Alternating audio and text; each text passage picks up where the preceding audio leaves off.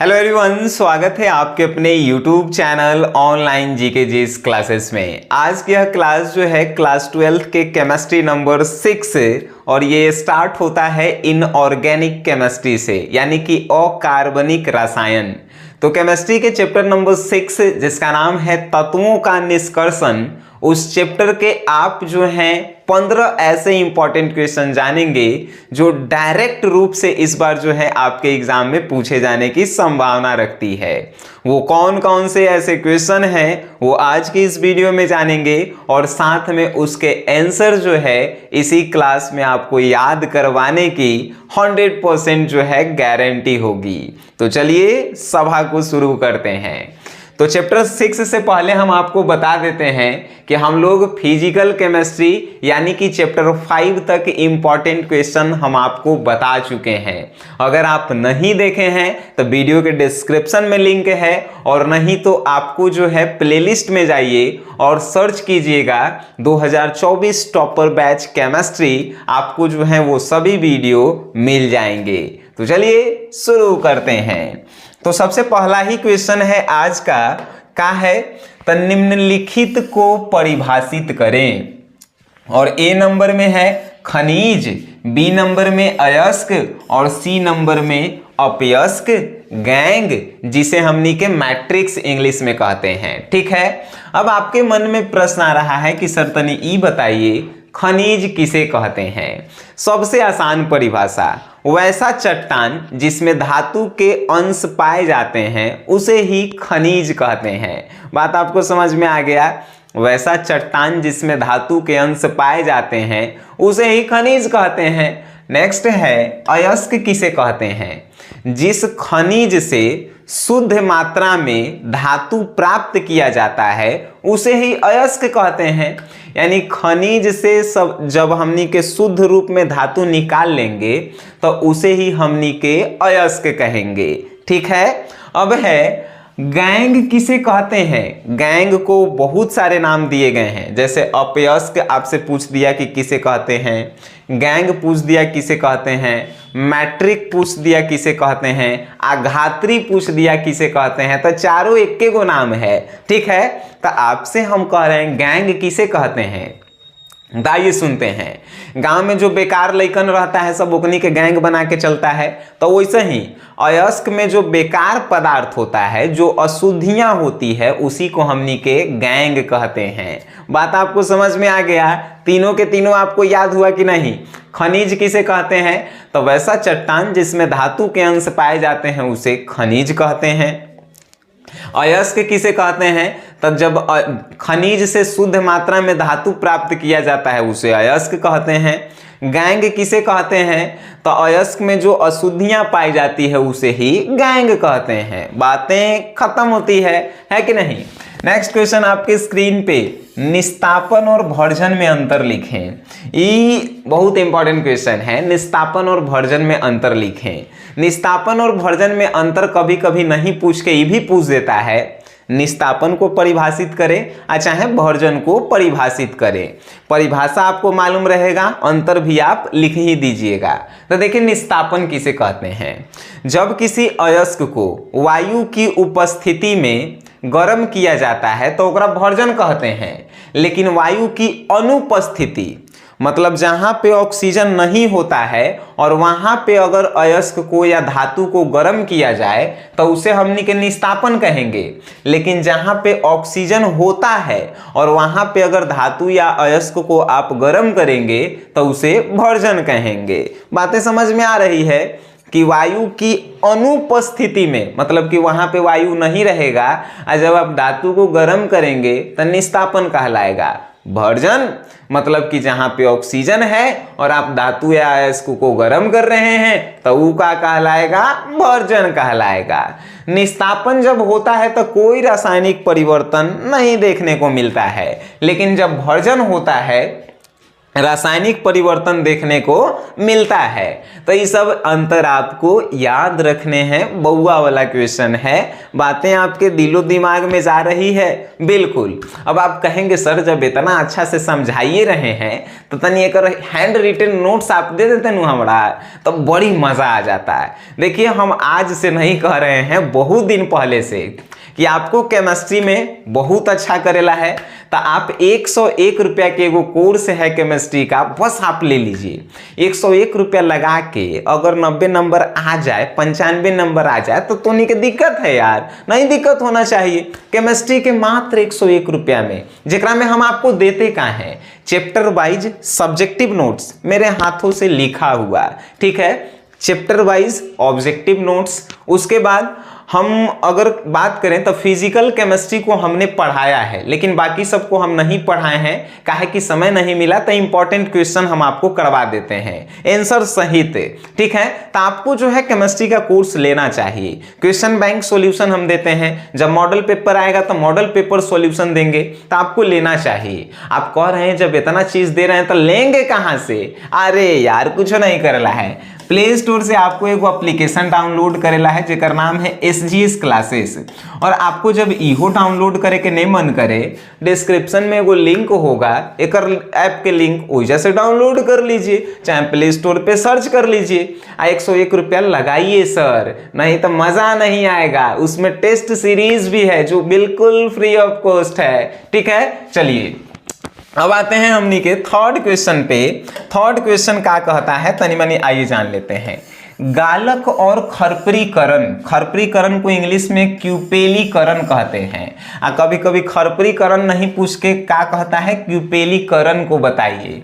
एजा है गालक, गालक को भी कभी कभी कहता है कि फ्लक्स क्या है, इंग्लिश में गालक को फ्लक्स कहते हैं, ठीक है। गालक को इंग्लिश में फ्लक्स कहते हैं, खरपरीकरण को इंग्लिश में क्यूपेलीकरण कहते हैं। तो आपसे पूछ देवे फ्लक्स किसे कहते हैं, चाहे गालक किसे कहते हैं, तो आइए समझते हैं। अयस्क में जो उपस्थित अशुद्धियां होती है उसे दूर करने के लिए बाहर से जो पदार्थ मिलाया जाता है उसी को हमनी के गालक कहते हैं। नहीं समझे? अरे आइए समझाते हैं। मान के चलिए कि आप घरे दाल बना रहे हैं, दाल में जो है एगो कंकर घुस गई है जो आपको पता नहीं चल रहा है और ना ही निकल रहा है। तो कंकर को गलाने के लिए जो बाहर से जो चीज आप डालेंगे वही चीज कहलाएगा गालक। यानी जो बेकार चीज को गलाने के लिए जो आप वस्तु डालते हैं उसी को गालक कहते हैं। बातें समझ में आ रही है? बेकार चीज को गलाने के लिए जो चीज आप डालते हैं उसी को गालक कहते हैं, ठीक है। अब आपसे पूछा ये खरपरीकरण का है वो बुआ, तो खरपरीकरण सुनिए। खरपरीकरण खपरा के नाम सुने हैं, बचपन में आप सुने होंगे खपरा। अब कहेंगे सर ई काची काची आप नाम ले लेते हैं, खपरा गंदा नाम नहीं है यार।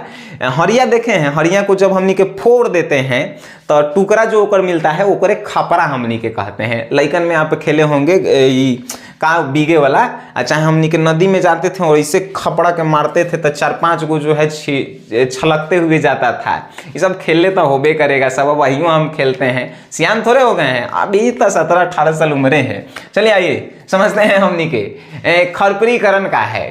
तो खरपरीकरण है कि एगो खपरा यानी कि हरिया में जो है हमनी के अयस्क को ले लेते हैं, ठीक है, हाँ, उसको गर्म करते हैं। हरिया में एगो धातु को ले लीजिए और उसको गर्म करते हैं। तो जो अशुद्ध धातु होता है वो हरिया से हवा बन के ऊपर चल जाता है, हरिया में से निकल के हवा बन के ऊपर चल जाता है, और जो शुद्ध धातु होता है वो हरिया में रह जाता है ऊपर पेनी में। तो इस क्रिया को हमनी के कहते हैं खरपरीकरण।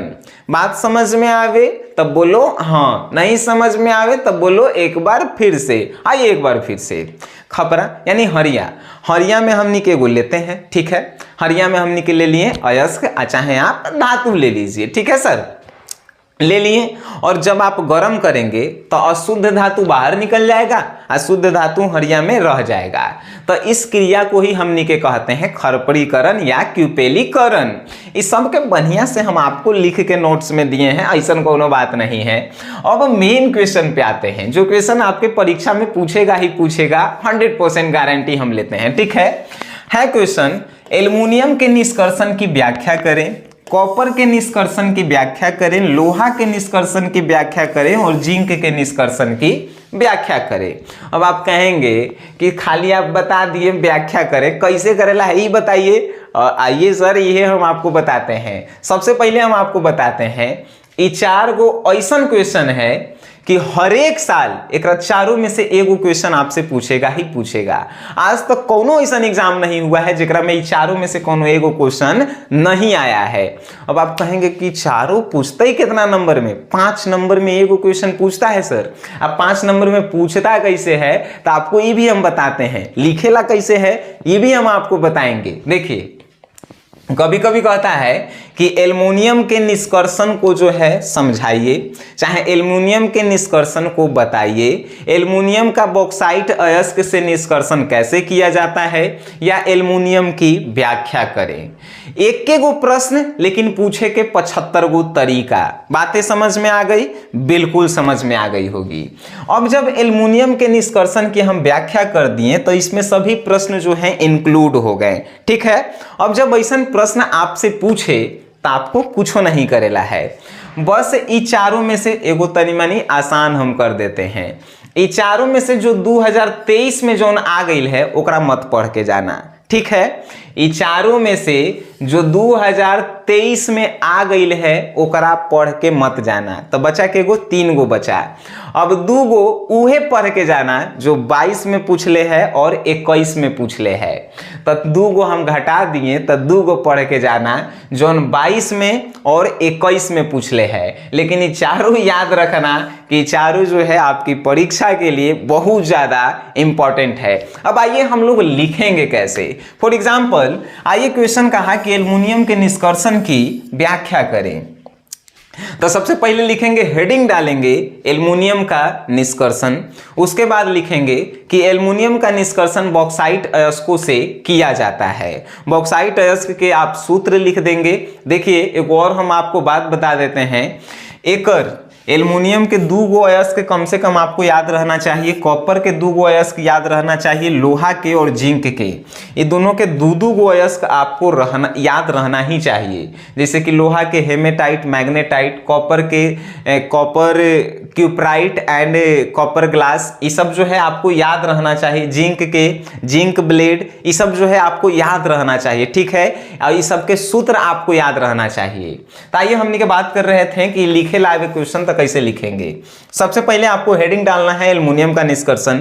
उसके बाद लिखना है कि बॉक्साइट अयस्कों से एल्युमिनियम का निष्कर्षण होता है। उसके बाद विधि, कौन कौन से विधि से होता है आपको जो है लिखना है। तो हम आपको अगर एल्युमिनियम के बारे में व्याख्या करें तो एल्युमिनियम के 3 विधि से जो है व्याख्या किया जाता है। सबसे पहले बॉक्साइट का सांद्रण करना होता है। अब बॉक्साइट के सांद्रण देंगे 1 नंबर में और डैश देके उसमें लिख देंगे। दूसरा होता है कि एल्युमिनियम का जो बॉक्साइट है उसका जो है वैद्युत अपघटन आपको करवाना होता है। और तीसरा होता है कि एल्युमिनियम का विद्युतीय अपघटनी शोधन करवाना होता है। अब फिर जो भी आया वो रिजल्ट के बाद आपको लिखना होता है एल्युमिनियम का उपयोग कहां कहां होगा। बातें आपको समझ में आ गई? तो आइए हम आपको सेकंड पे लेके चलते हैं। आपसे पूछा कॉपर के निष्कर्षण समझाइए, कॉपर के निष्कर्षण को बताइए, कॉपर का निष्कर्षण कैसे होता है, कॉपर की निष्कर्षण की व्याख्या करें, या कॉपर ग्लास से जो है हमने के कॉपर का निष्कर्षण कैसे करेंगे। बहुत सारे प्रश्न होते हैं, है कि नहीं।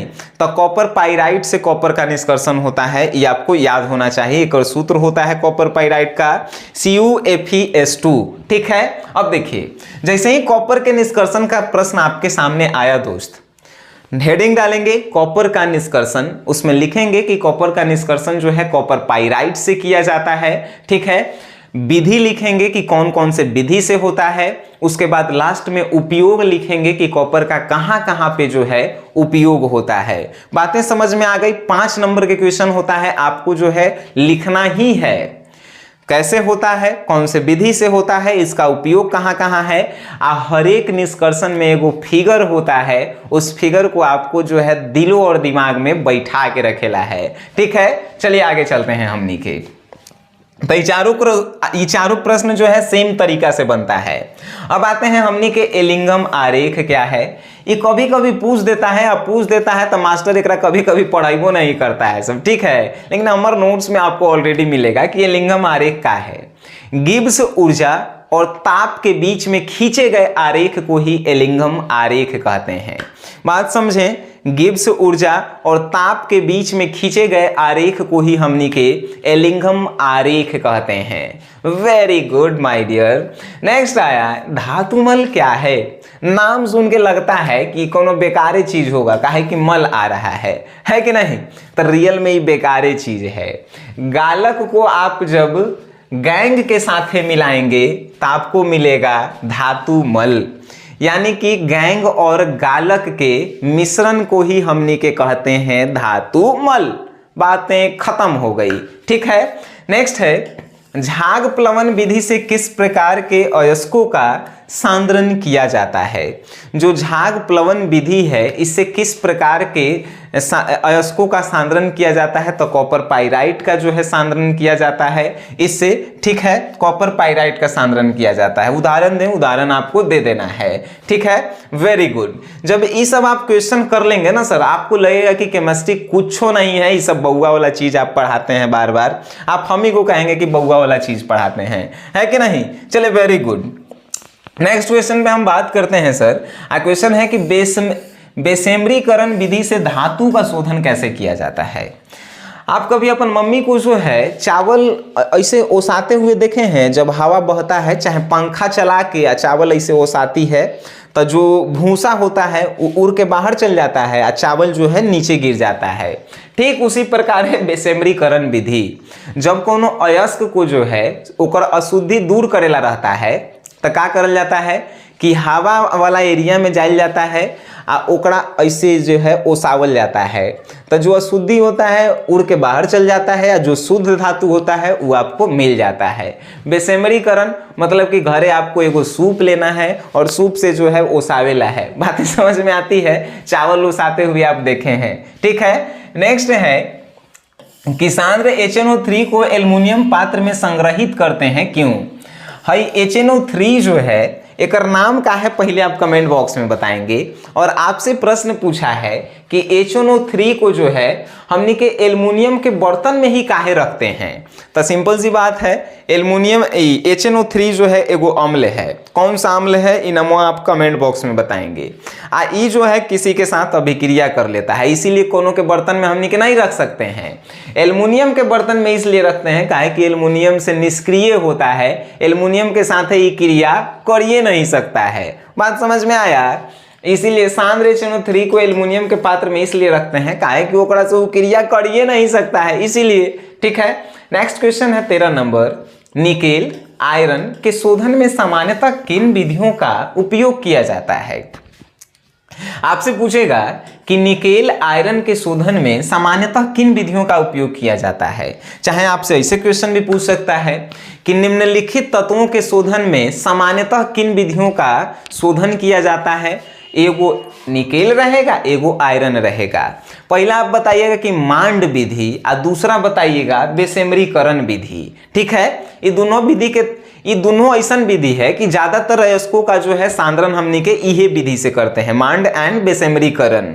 बातें समझ में आ रही है, दिलो दिमाग में जा रही है। आप कहेंगे सर ऐसे पढ़ाइएगा तो दिल दिमाग में जाइबे करेगा, है कि नहीं। अरे गजब बात है। चलिए आइए 13 नंबर क्वेश्चन हमने के कर लिए यार। 14 नंबर, एल्युमिनियम सांद्र H2SO4 से अभिक्रिया करके का बनाव है। बहुआ वाला प्रश्न। एल्युमिनियम जो है सांद्र H2SO4 से क्रिया करके का बनाता है, तो इससे अगर एल्युमिनियम ऐसा नहीं रहे तो कभी कभी जिंक भी पूछता है कि जिंक सांद्र H2SO4 से क्रिया करके का बनाता है। तो देखिए एल्युमिनियम है तो एल्युमिनियम जो है H2SO4 से क्रिया करके जो है एल्युमिनियम सल्फेट बनाता है, ठीक है। एल्युमिनियम सल्फेट आपको याद रखना है Al2SO3, हाँ, एल्युमिनियम सल्फेट बनाता है। और उसके बाद जिंक जो है H2SO4 से क्रिया करके जिंक सल्फेट बनाता है। ये आपको बात जो है अपन दिल और दिमाग में जो है बैठा के रखे के बाद, ठीक बाटे। चलिए नेक्स्ट क्वेश्चन हमनी के बात करते हैं, गालक तथा धातुमल में क्या अंतर है। गालक किसे कहते हैं? तो अशुद्धियों को गलाने के लिए जो पदार्थ डाला जाता है उसे गालक कहते हैं। गालक के बहुत से प्रकार भी हैं सर, जो आपको नोट्स में देखने को मिलेगा। अम्लीय गालक होता है, क्षारीय गालक होता है, स्वतः गालक होता है कि नहीं? तो गालक तथा धातुमल में अंतर लिखे। तो गालक अशुद्धियों को गलाने में काम आता है, धातुमल गालक और अशुद्धियों से मिलकर बनता है कि नहीं? इसके बहुत सारे अंतर हैं, आपको जो है ऑलरेडी लिख के दे दिए गए हैं। हमें आशा और पूरा विश्वास है कि आप इन क्वेश्चन को करके जाएंगे। केमिस्ट्री में इस चैप्टर से क्वेश्चंस जो हैं आपके नहीं छूटेंगे। और हम आपको फिर एक बार कहते हैं, आप केमिस्ट्री में बेटर अंक प्राप्त करना चाहते हैं, हमारे इस एप्लीकेशन को अपने फ़ोन में जब तक एग्जाम नहीं होता है तब तक जरूर रखिए, और खासकर केमिस्ट्री कोर्स को आप रखिए, तब तक आपको मजा आएगा। तो केमिस्ट्री कोर्स आपके लिए मोस्ट इंपॉर्टेंट हम कह सकते हैं। 101 रुपया का है भाई, आज आप जाएंगे मार्केट में 101 रुपया का 200 रुपया खा जाएंगे। केमिस्ट्री के 101 रुपया के कोर्स अगर आपको 90-95 नंबर दिलवा देवे, क्या दिक्कत है कि नहीं? बाकी आप अपने जीवन में समझदार हैं कि आपको क्या करना चाहिए। आपको ये वीडियो अच्छा लगा है अपने दोस्तों में शेयर करें, और वीडियो आप देखे हैं तो वीडियो देखने के लिए आप सभी को जो है धन्यवाद।